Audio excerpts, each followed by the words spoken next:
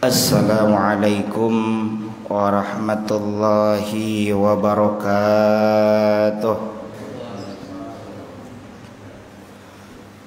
Alhamdulillahilladzi bini'matihi tatimmus shalihat.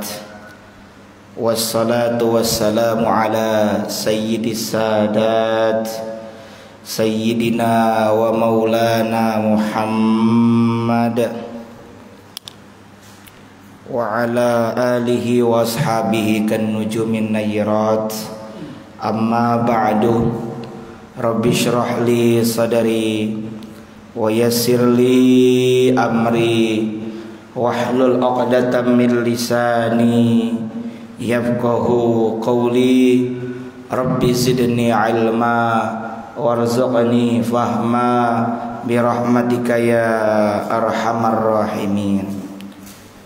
Yang kami muliakan para asatidzah, para hujjaj, para sepuh bini sepuh, jajaran pengurus Dewan Kemakmuran Masjid Jami' Nurul Iman, para bapak, para ibu, saudara sekalian yang mudah-mudahan senantiasa ada dalam rahmat dan ridha Allah Subhanahu wa taala.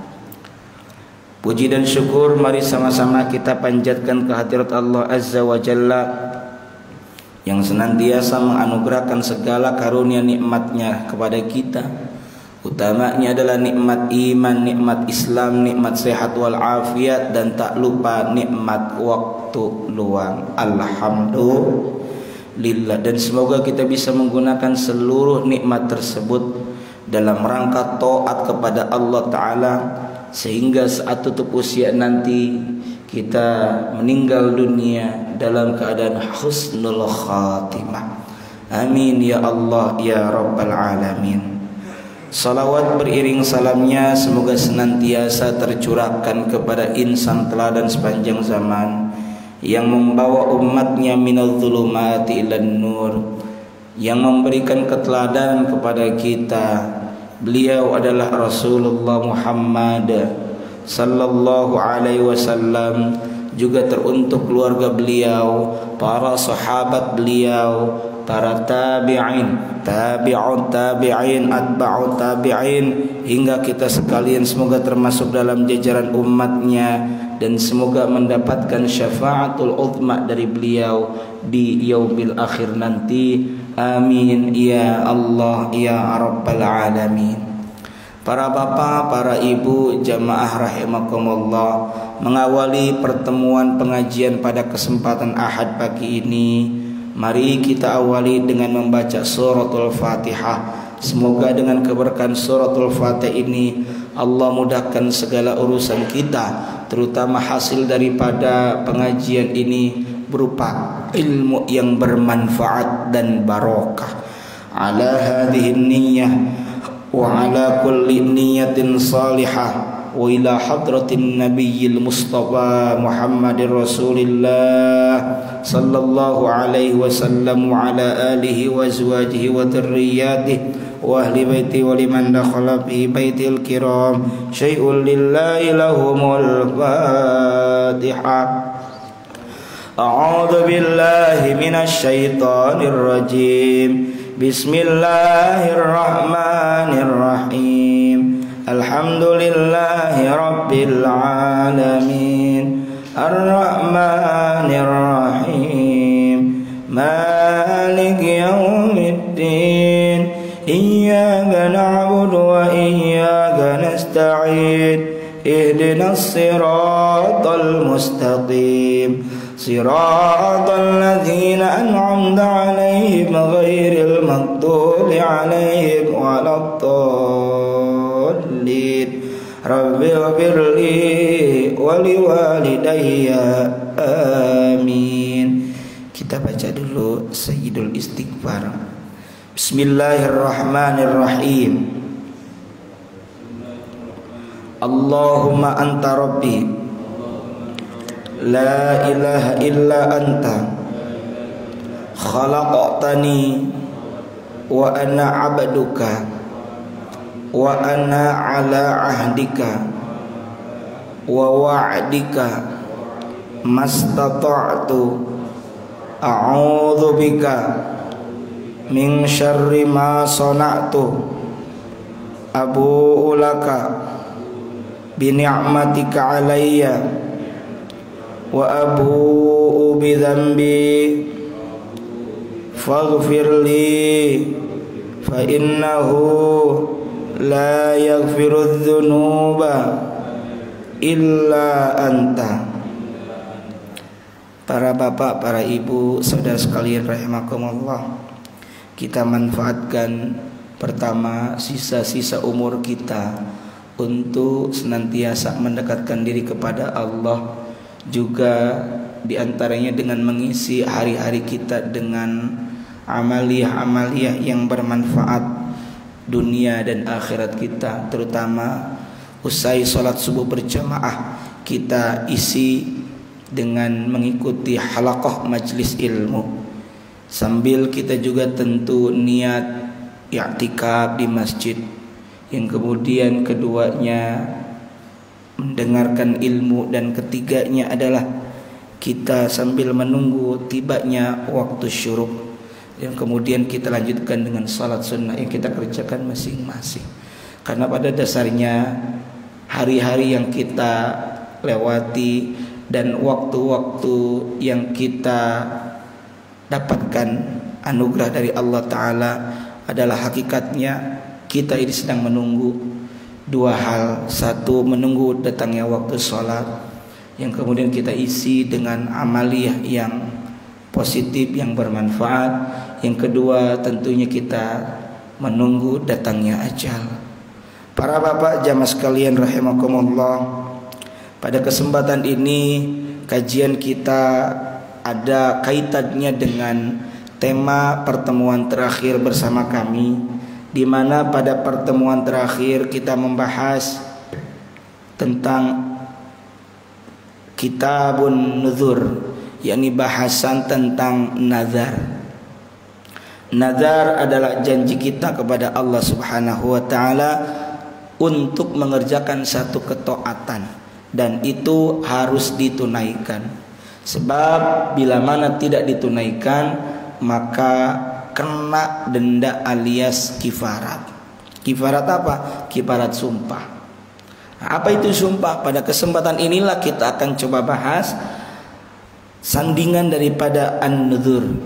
Dalam beberapa kitab fikih klasik, literatur fikih, biasanya dua perkara ini disandingkan dengan judul Kitabul Aiman wan Nuzur atau Kitabu Ahkamil Aiman wan Nuzur, seperti dalam kitab Fathul Qaribul Mujib, yaitu bahasan tentang hukum-hukum sumpah dan nazar. Nazarnya sudah kita bahas. Sekarang kita akan membahas sumpah. Apa yang dimaksud dengan sumpah di sini? Nah, ini yang akan menjadi bahasan kita. Bismillahirrahmanirrahim. Bahwa di dalam literatur fikih itu ada yang disebut dengan al-aiman dan al-qasam. Apa itu al-aiman? Al-aiman itu bentuk jamak dari al-yamin. Al-yamin sering diterjemahkan dengan arti sumpah. Padahal secara bahasa kita mungkin pernah membaca surah Al-Waqiah. Ada ashabul yamin dan ada ashabus shimal, golongan kanan dan golongan kiri.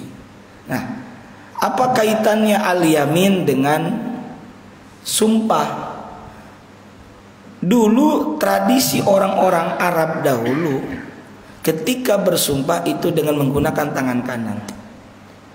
Ya, termasuk juga kalau kita ada yang bersumpah, dia bilang sambil menjulurkan tangannya dia jabat tangan kanan, al-yamin. Juga dalam Al-Quran itu ada al-halaf, ada kata yahlifun. sama artinya juga bersumpah. Juga ada al-qasam, artinya juga sama, sumpah. Karenanya dalam tata bahasa Arab itu ada huruf qasam. Huruf qasam itu adalah huruf sumpah. Ada 3 huruf qasam itu, Pak. Ba, ta, dan wa. Ba, ta, wa. Semuanya dibaca kasrah. Billahi, tallahi, wallahi. Semuanya artinya demi. Billahi berarti demi Allah. Tallahi juga demi Allah. Wallahi demi Allah. Di dalam Al-Quran kita menyaksikan banyak sekali ayat-ayat Al-Quran, firman Allah Ta'ala yang berisi sumpah. Sumpah di sini adalah sumpahnya Allah Subhanahu wa Ta'ala. Di antaranya kita maklum ada ayat wal asr. Artinya apa? Demi waktu atau demi masa. Ada lagi wadduha, demi waktu duha. Kalau itu kenapa tidak dibaca wadduhi? Karena ditakdirkan. Tetap saja itu adalah waw qasam yang artinya demi. Wasyamsi, demi matahari. Apalagi wal qamari, demi bulan. Wan nahari, demi siang hari. Wal laili, demi malam hari.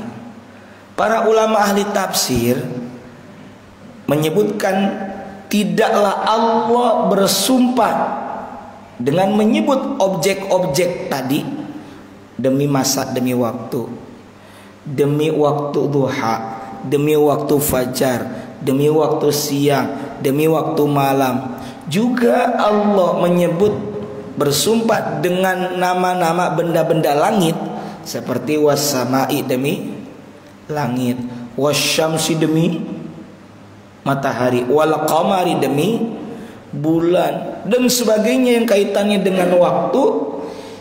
Itu diantaranya tidaklah Allah bersumpah dengan menyebut objek-objek tersebut, melainkan Allah tuh ingin agar kita memperhatikan waktu. Nah itu. Maka ketika seseorang juga bersumpah, pertama dia bersumpah mesti demi Allah atau dengan menyebut nama Allah. Yang keduanya, seperti halnya Allah bersumpah, maka saat kita bersumpah berarti yang kita bersumpah itu adalah pernyataan yang sangat penting dan dibutuhkan sumpah. Cuma jangan mudah, jangan gampang kita ini mengucapkan atau mengumbar sumpah. Hati-hati, Pak.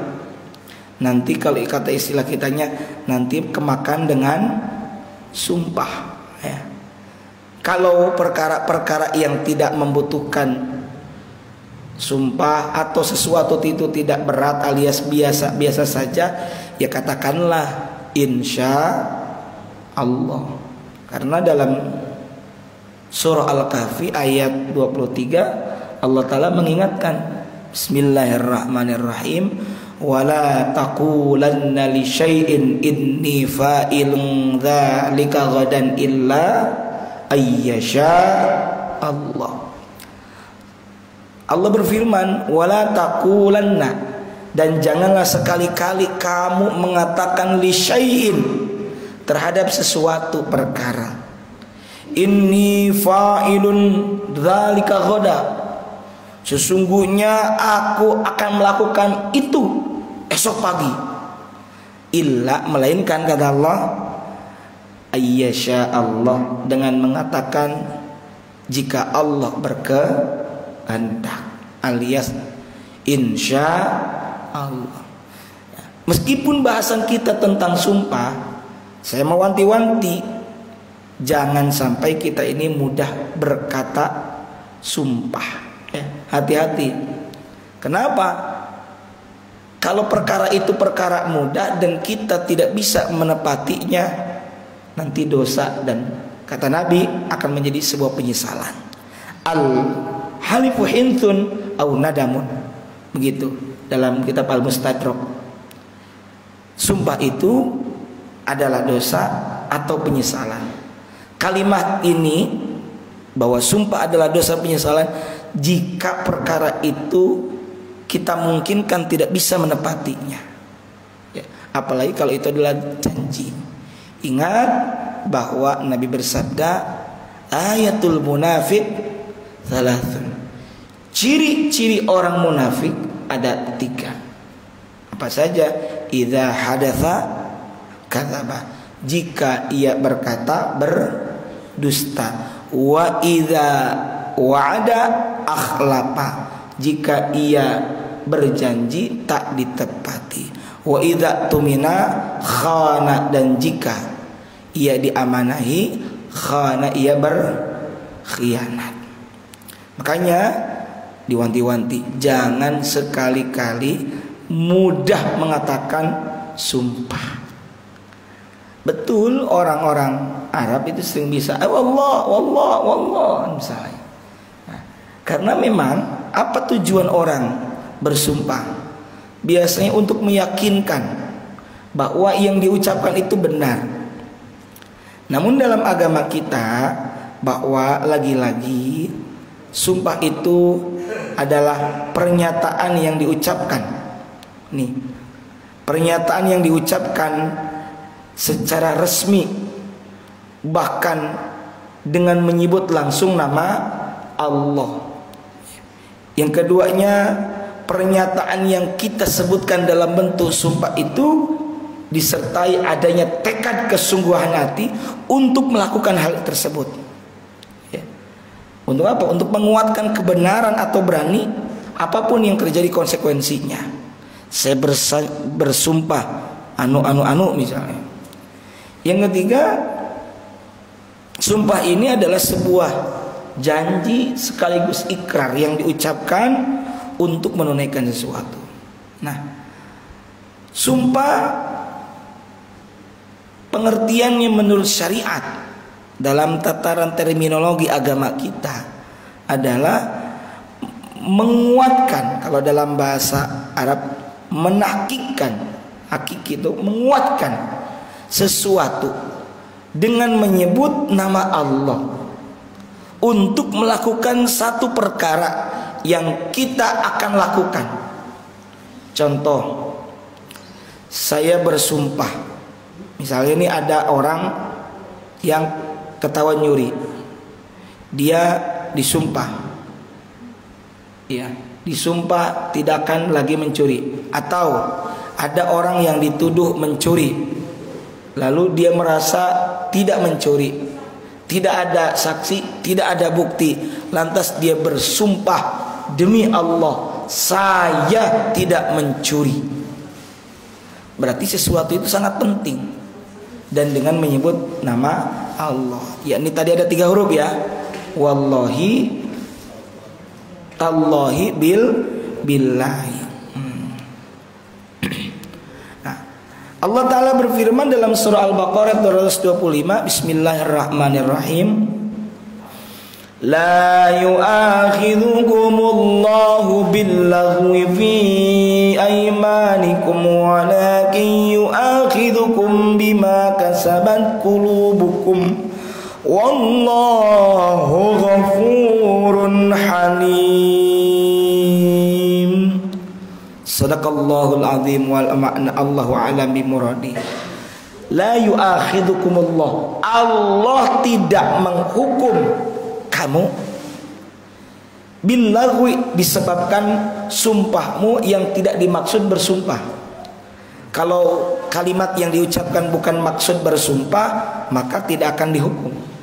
Walakin, dan tetapi, yu'akhirukum, Allah akan menghukum kamu sekalian bima kasabat qulubukum, terhadap sumpahmu yang disengaja untuk bersumpah. Memang dari hati yang paling dalam dia bersumpah.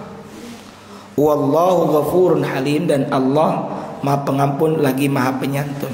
Nah, oleh karena itu kita ini diwanti-wanti dalam surah Al-Maidah ayat 89, awas, jagalah sumpahmu. Gitu. Nah, apakah ketika bersumpah itu ada syarat dan ada rukun-rukunnya? Ada, ya, bahwa sumpah itu ada syarat dan rukunnya. Mana saja yang termaksud adalah syarat dan rukunnya? Bahwa yang pertama, syarat bersumpah dalam Islam adalah mesti bersumpah dengan nama Allah. Kenapa? Supaya orang tidak main-main dengan nama Allah. Supaya kalau dia ternyata bohong, dia lebih baik ngaku. Di dunia dia mungkin selamat dengan mengatasnamakan nama Allah. Ya. Dia mempermainkan nama Allah. Dia sudah tidak takut lagi dengan menyebut nama Allah. Dia yang penting selamat saja. Jangan lupa, di dunia sudah dia menyebut nama Allah, mempermainkan nama Allah, belum lagi di akhirat dia belum bisa lolos. Karenanya mesti menggunakan Ismul A'zam Lafdzul Jalalah, nama Allah, supaya orang tidak main-main dengan sumpah. Nama Allah disebut-sebut, gitu ya. Dan tidak boleh menyebut nama selain Allah. Kalau Nabi itu walladzi nafsi biyadi, demi zat yang mana tanganku ada pada genggamannya, alias demi Allah. Itu. Kemudian selanjutnya, isi sumpah mesti jelas dan tegas. Jangan main-main, jangan bersilat lidah. Harus tegas. Kenapa? Karena memang tujuannya sumpah itu untuk meyakinkan tentang perkara yang sedang dibicarakan. Contoh tadi, si fulan disumpah bahwa dia itu mengaku tidak mencuri. Sumpah, ya, sumpah. Di kita ada sumpah pocong. Ya, pernah menyaksikan nggak Pak sumpah pocong? Ya, pernah dengar ya? Itu hanya adat sebenarnya. Pada intinya sumpah, dia disumpah dalam balutan kain kafan. Ya, itu rangkaiannya saja panjang yang merupakan adat. Tapi pada intinya dia bersumpah demi Allah. Demi Allah, saya tidak melakukan ini kalau saya ini begini. Sebab ada juga Pak, sumpah yang dilakukan oleh seorang suami dialamatkan kepada istri, di mana suami menuduh istrinya zina. Kalau cuma tuduhan saja si suami berdasarkan desas-desus saja dan ternyata tidak terbukti, si suami kena had qadzaf, tuduhan menuduh zina, mesti dicambuk 8 cambuk. Ini suami yang melihat bahwa dengan terang-terangan istrinya zina. Mestinya kan kalau ada seseorang zina menghadirkan 4 orang.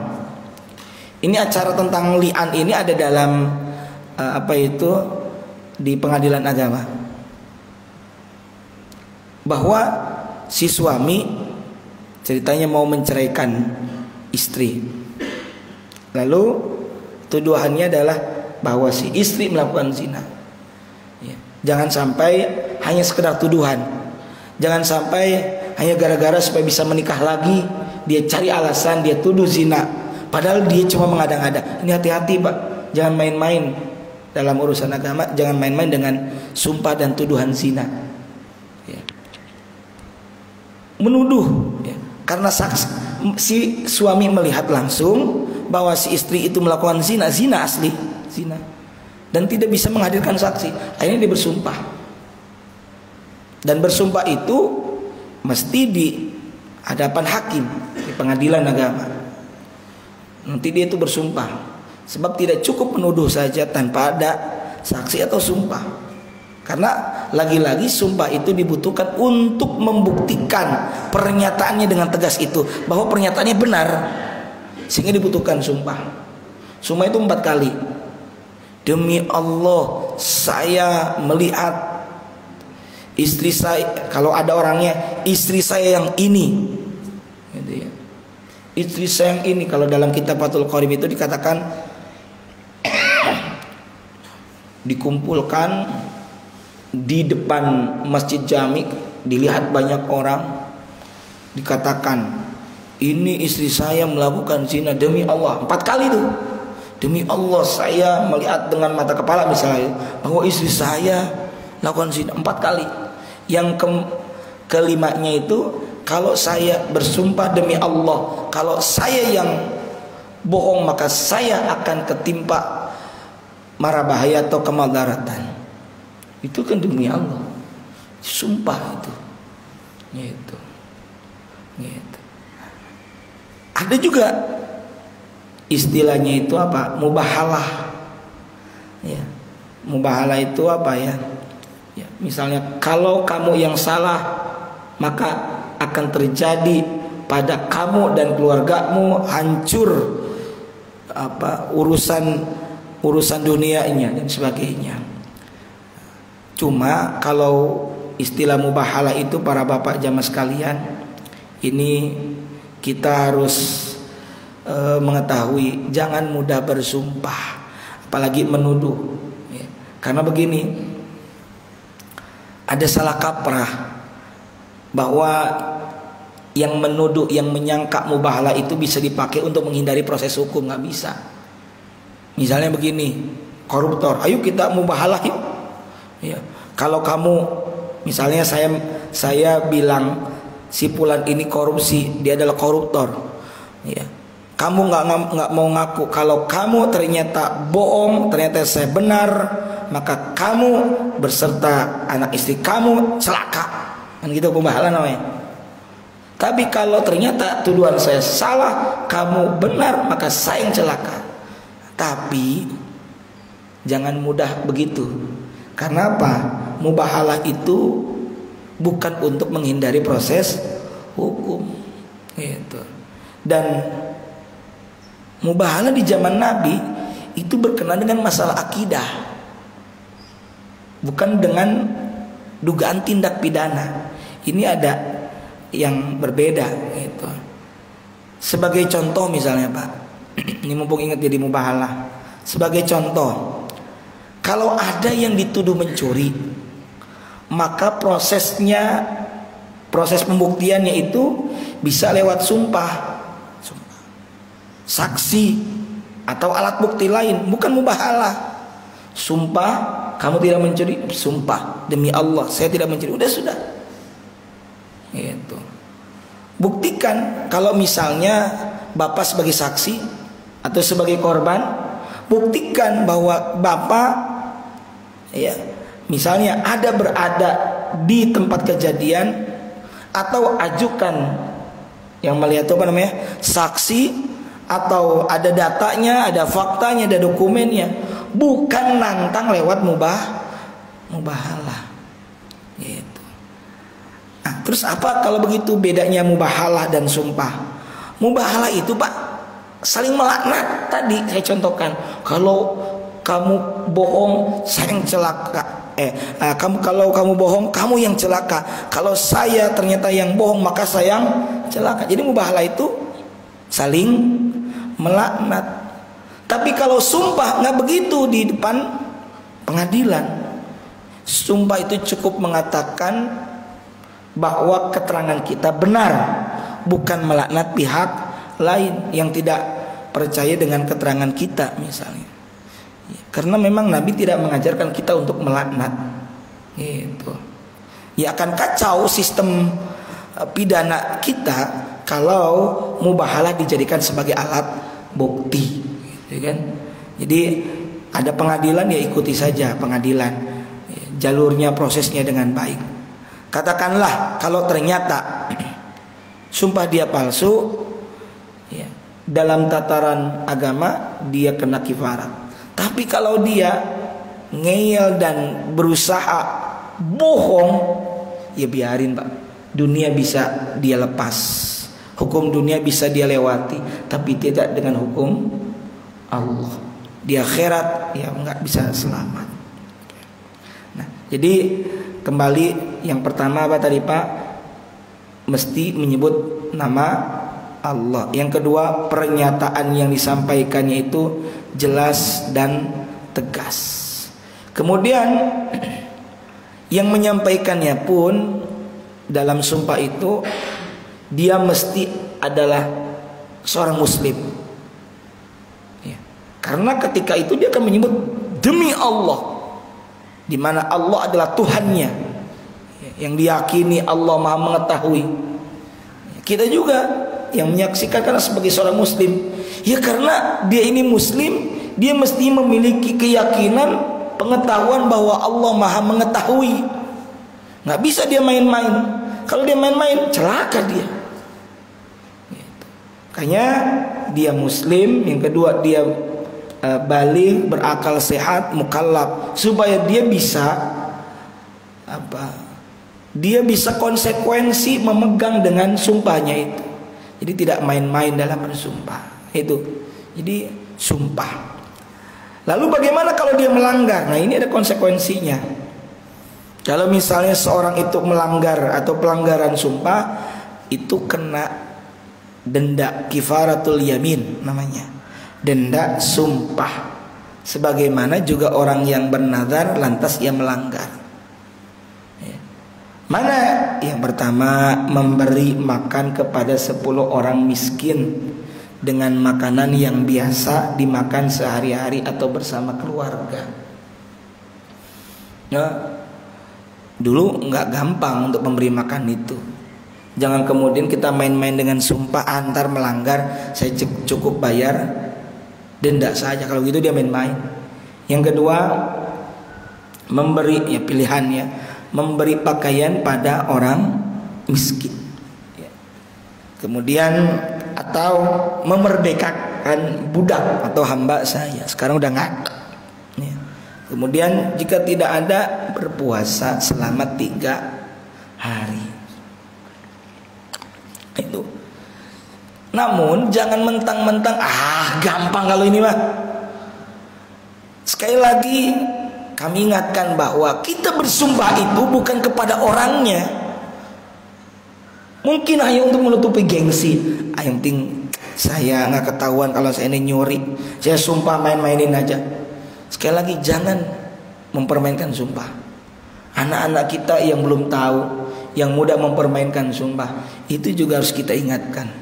Karena ketika mempermainkan sumpah itu sama dengan mempermainkan nama Allah.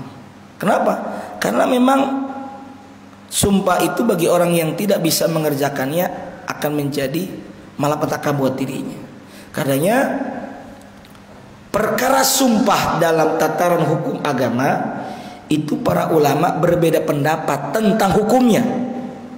Para imam mazhab itu beda-beda Pak, memberikan pendapat hukum terhadap perkara sumpah. Pertama misalnya menurut Imam Malik, pendiri mazhab Maliki. Imam Malik beliau berpendapat bahwa bersumpah itu hukumnya adalah boleh, jaiz, boleh. Dimana dalam hal yang dimaksudkan untuk menekankan kepada masalah agama atau mendorong untuk melaksanakan sesuatu yang lebih, maka dianjurkan untuk melakukan sumpah, boleh. Dengan catatan tadi, tidak dalam rangka mempermainkan sumpah, tidak mempermainkan orang lain, dan tidak mempermainkan nama Allah. Hati-hati. Gitu. Jika sumpah, kata Imam Malik, jika sumpah dilakukan dengan hukum mubah, apa mubah tadi, jaiz, boleh, maka melanggarnya pun dalam pandangan mazhab Maliki itu mubah, tapi tetap harus membayar apa? Denda atau kifaratul yamin, denda sumpah. Jika kecuali jika pelanggaran dari sumpah itu menjadi lebih baik misalnya. Itu dalam tataran pendapatnya mazhab Imam Malik. Yang kedua, Imam Ahmad bin Hanbal atau Imam Hambali itu memiliki pendapat yang berbeda. Di mana menurut beliau, menurut Imam Ahmad bin Hanbal, bahwa hukum bersumpah itu sangat bergantung pada kondisi, pada konteks yang melingkupinya. Bersumpah bisa wajib, bersumpah bisa haram, bersumpah bisa makruh, sunnah, atau bahkan mubah. Bersumpah dalam kondisi yang mengarah kepada kewajiban, maka hukumnya ya wajib. Sedangkan jika bersumpah dalam perkara-perkara yang sudah jelas diharamkan oleh agama, maka hukumnya adalah ya haram, dan seterusnya sama. Mazhab Imam Syafi'i punya pendapat lagi apa? Bersumpah itu adalah makruh. Ya. Asalnya. Kenapa? Karena bisa memberatkan. Tapi sumpah bisa juga menjadi sunnah, bisa menjadi wajib, bisa haram, bahkan mubah, tergantung kepada keadaan atau kondisinya. Apabila misalnya apabila sumpah itu ditujukan, diorientasikan pada sumpah yang memberikan efeknya itu maksiat, maka wajib untuk ditinggalkan. Contoh, saya bersumpah bahwa nanti saya mau nanggap dangdut misalnya. Nah, ini jangan dikerjakan. Ya, sumpahnya sumpah nggak benar gitu. Atau saya bersumpah kalau menang nanti kita akan hura-hura misalnya. Oh, jangan. Ini wajib untuk ditinggalkan. Yang keempat, ini pendapatnya Imam Hanafi, ya, Abu Hanifah. Beliau menyebutkan bahwa bersumpah itu adalah jaiz, atau ya, jaiz itu boleh, atau malah lebih baik tidak terlalu banyak melakukan sumpah. Ada kaitannya dengan Imam Syafi'i ini. Kenapa? Ya, nanti takutnya memberatkan pelaku yang bersumpah. Untuk itu kita nih, kata Imam Hanafi, sebagai seorang muslim bagusnya tidak bersumpah untuk melakukan sesuatu yang main-main atau hanya sekedar urusan yang remeh-temeh, sepele. Jangan mudah bersumpah. Ya, hati-hati makanya dengan ucapan kita. Loh, terus bagaimana nih? Mungkin bapak yang ada ASN atau PNS itu disumpah nggak pak? Disumpah ya, disumpah. Demi Allah, saya bersumpah bahwa saya untuk diangkat dalam jabatan ini, baik langsung maupun tidak langsung, dengan rupa atau dalih apapun juga, tidak memberi atau menyanggupi akan memberi sesuatu kepada siapapun juga. Isinya bagus nggak? Berarti maksudnya tidak akan mempermainkan jabatan amanah yang diberikan. Saya bersumpah bahwa saya akan setia dan taat kepada negara Republik Indonesia, dalam arti taat dalam kebaikan. Tentu bukan taat dalam rangka durhaka kepada Allah. Ya, kalau misal ada yang mengajarkan durhaka, ya kita hindari. Yang ketiganya, bahwa saya akan memegang rahasia sesuatu yang menurut sifatnya, berarti sifatnya selama benar, atau menurut perintah harus saya rahasiakan, dalam arti untuk kebenaran. Tidak boleh dikorupsi, jangan bilang-bilang, ya jangan kalau begitu. Itu nggak boleh kita menutupi. Yang jelas sumpah itu isinya positif, isinya kebaikan, untuk menegaskan kebaikan. Bahwa saya tidak akan menerima hadiah, ini rada susah ini, atau suatu pemberian berupa apa saja. Berarti istilah apa? Gratifikasi. Dan dari siapapun juga yang saya tahu atau patut dapat mengira bahwa ia punya hal yang bersangkutan atau mungkin bersangkutan dengan jabatan atau pekerjaan saya. Ini bukan berarti nggak boleh menerima hadiah, berarti nggak boleh menerima gratifikasi untuk memuluskan satu urusan yang itu ada kaitannya dengan KKN. Ya kalau misalnya bapak nih kerja, sudah menjalankan tupoksi. Kebetulan Bapak ini kerja misalnya di salah satu badan pertanahan misalnya, ya, kemudian punya tugas di lapangan ngukur tanah, semuanya sudah diongkosi macam-macam gitu kan.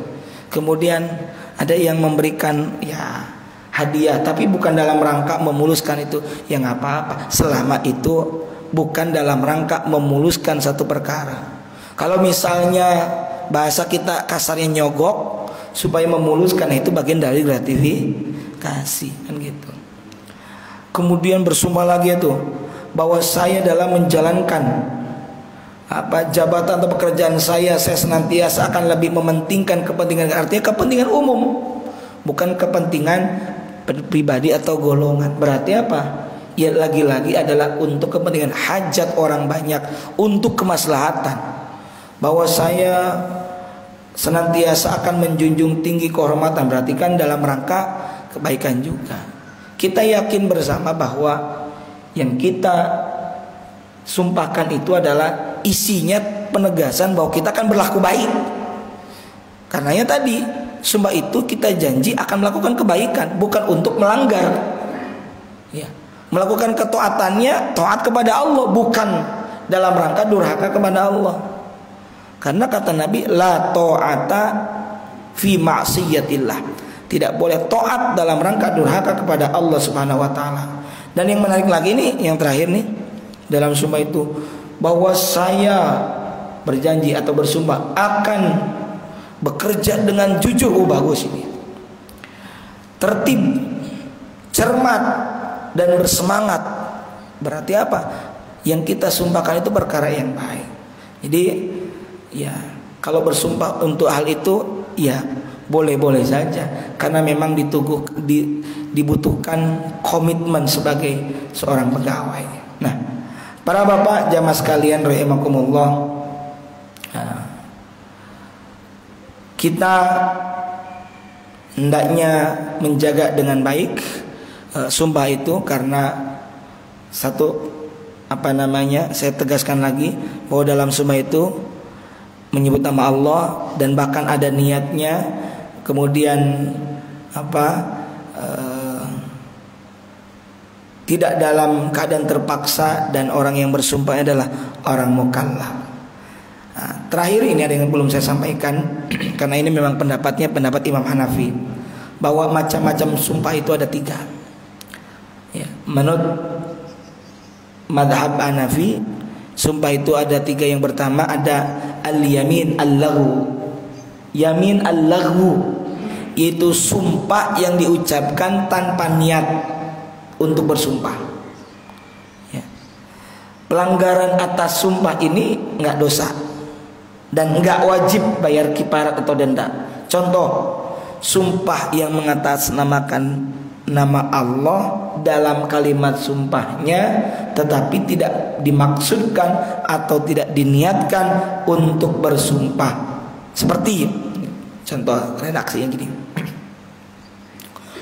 demi Allah saya akan datang tepat waktu. Itulah kemudian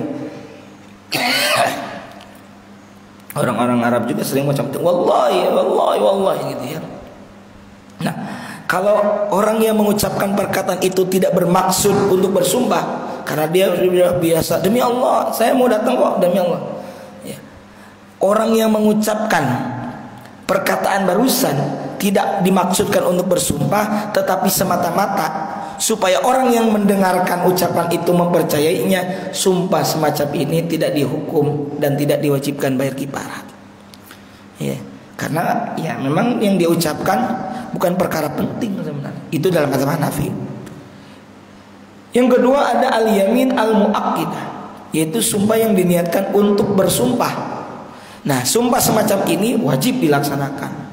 Kalau melanggar ya kenapa? Denda, bayar kifarat.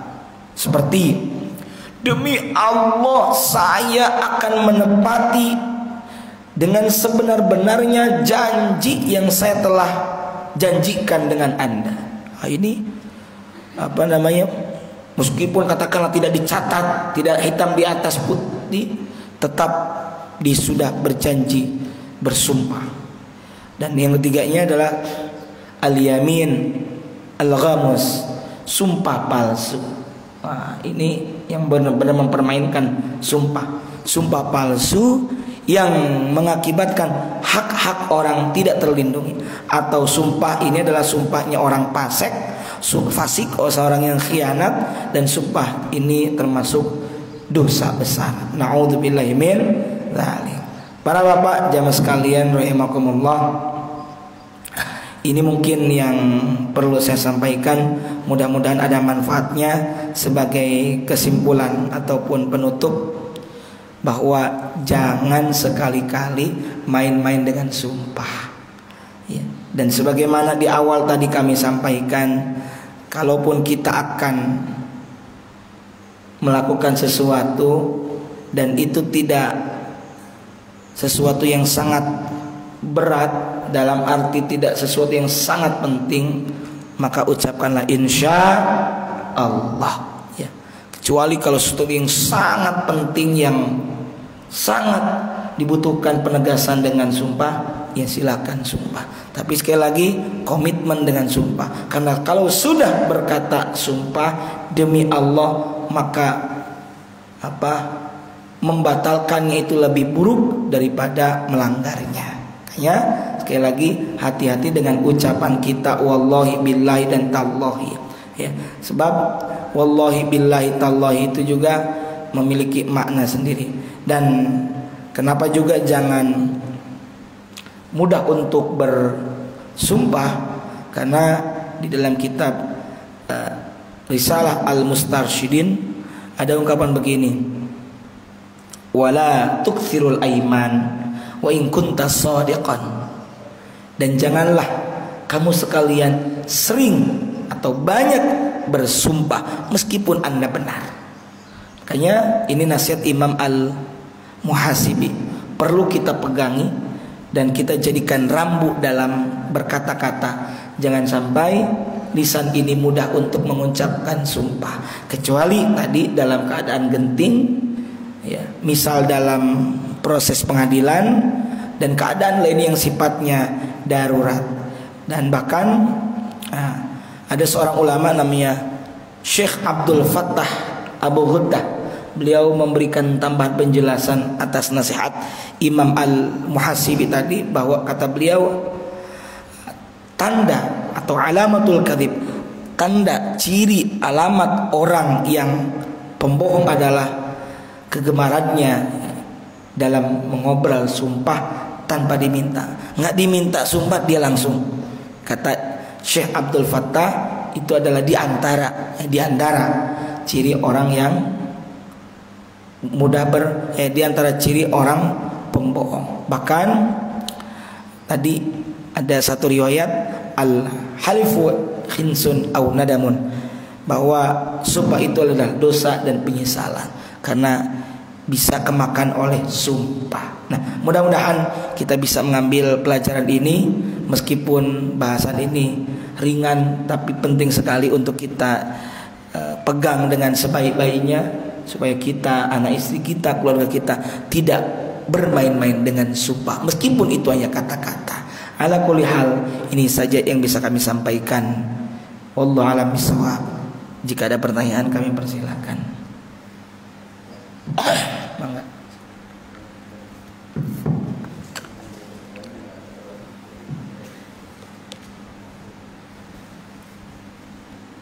Makasih Ustaz. Assalamualaikum warahmatullahi wabarakatuh. Waalaikumsalam warahmatullahi wabarakatuh. Ada dua yang ingin saya tanyakan. Yang pertama adalah tentang seseorang yang biasa berdusta. Kita tahu bahwa dia biasa berdusta. Kemudian dalam suatu perkara yang penting dia bersumpah. Apakah sumpahnya itu Menggugurkan.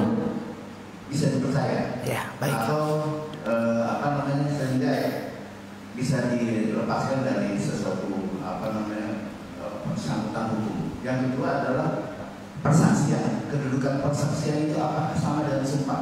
Makasih. Baik. Pertama, seseorang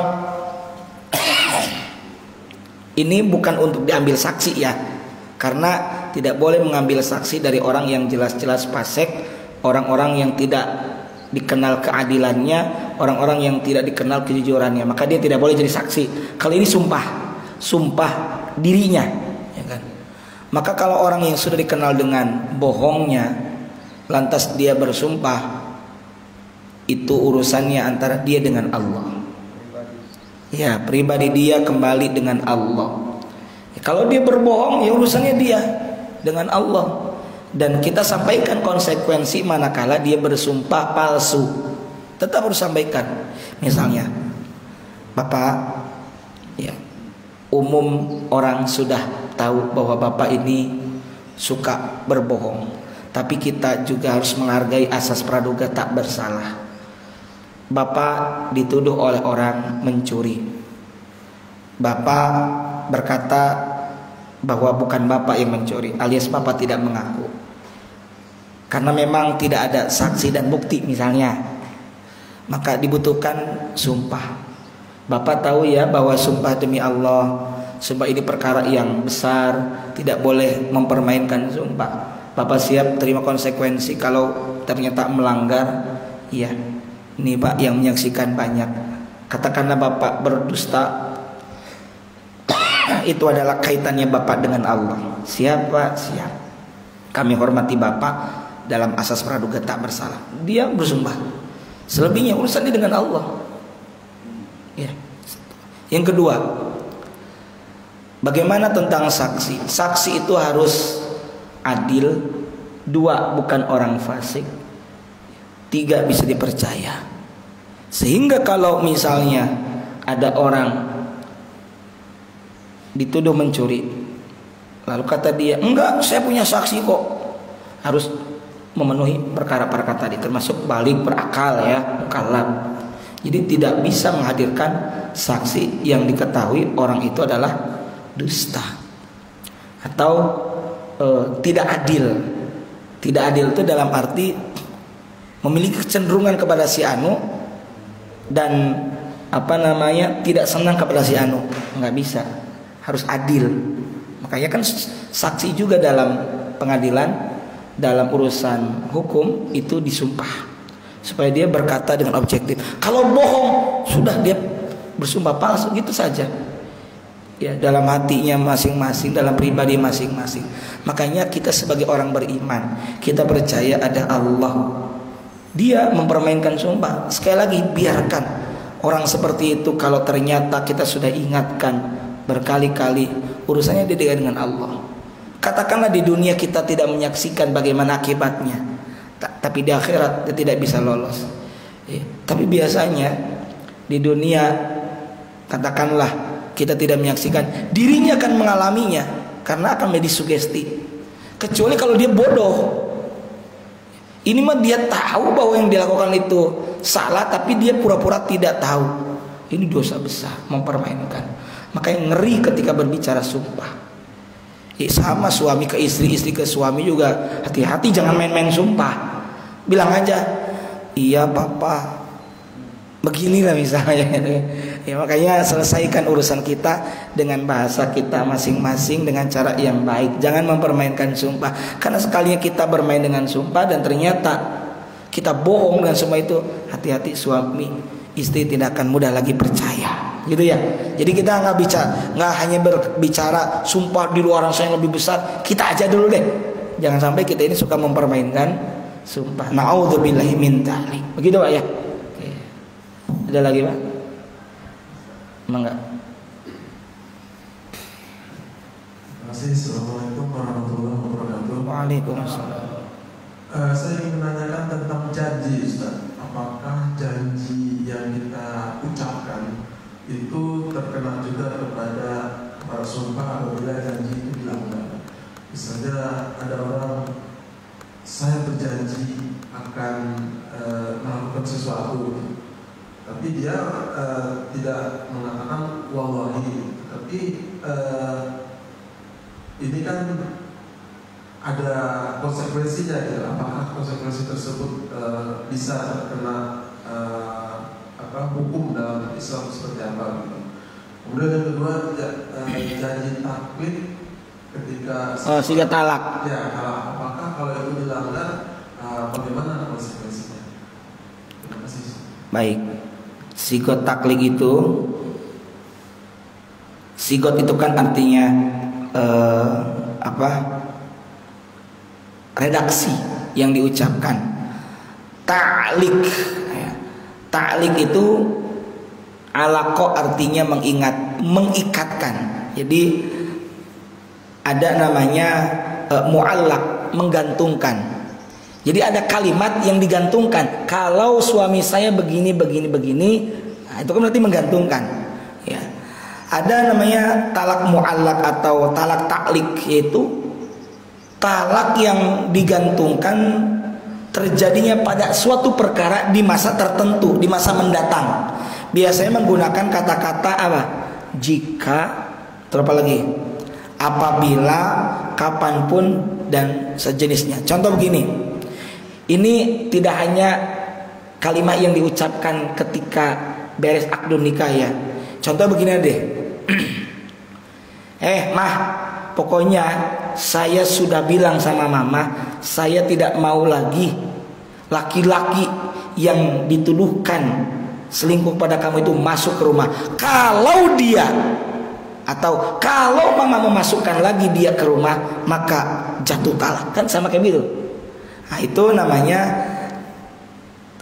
talak mu'allaq atau tadi talak ta'lik gitu. Atau mah, nih kalau nanti papa meninggalkan mama selama 6 bulan berturut-turut, atau bahkan tidak ada keterangan, atau bahkan kalau dalam sigatnya itu tidak menafkahi berapa bulan?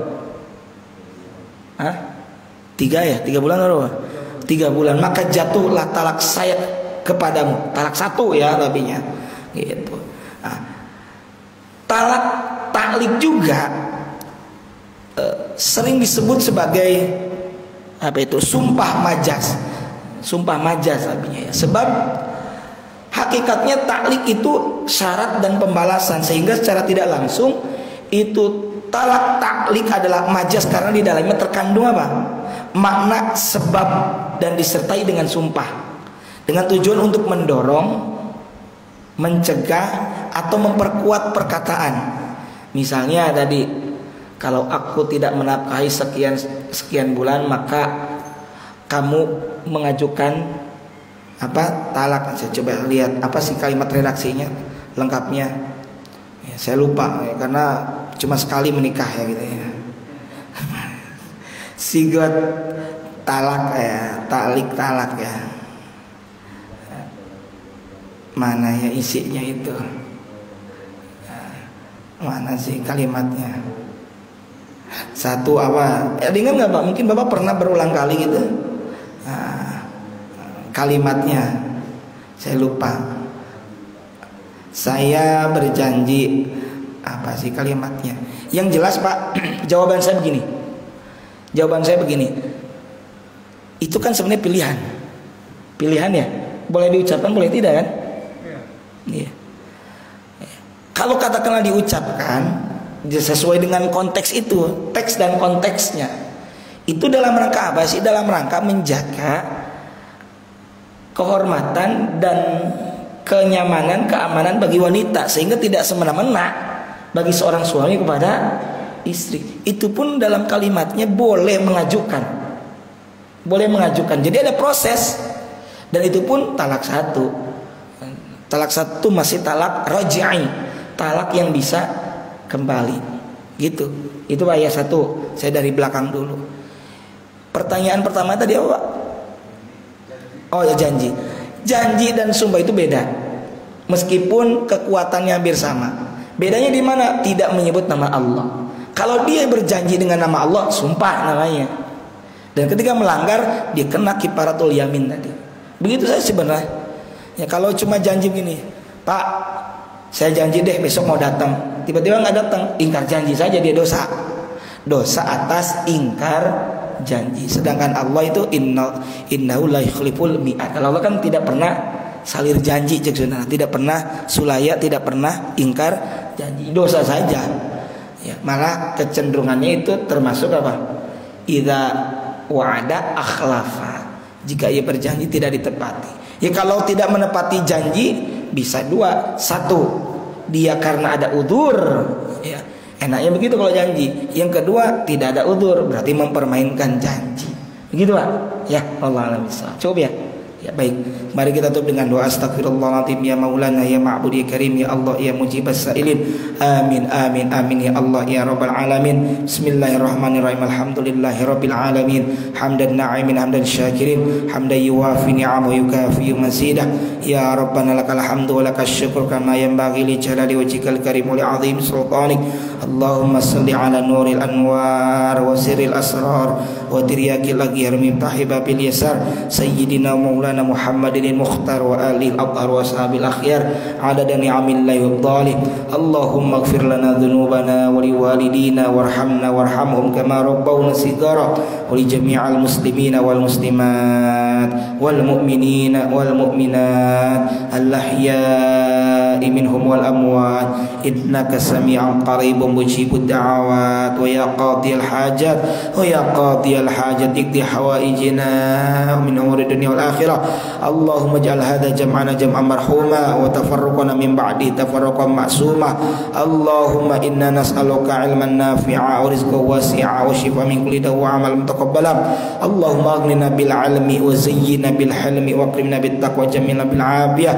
Allahumma aslih ahwalal muslimina fi kulli makan. Allahumma aslih wal muslimina fi buldadina hadha Indonesia wa fi buladil muslimina 'amma innaka 'ala kulli syai'in qadir.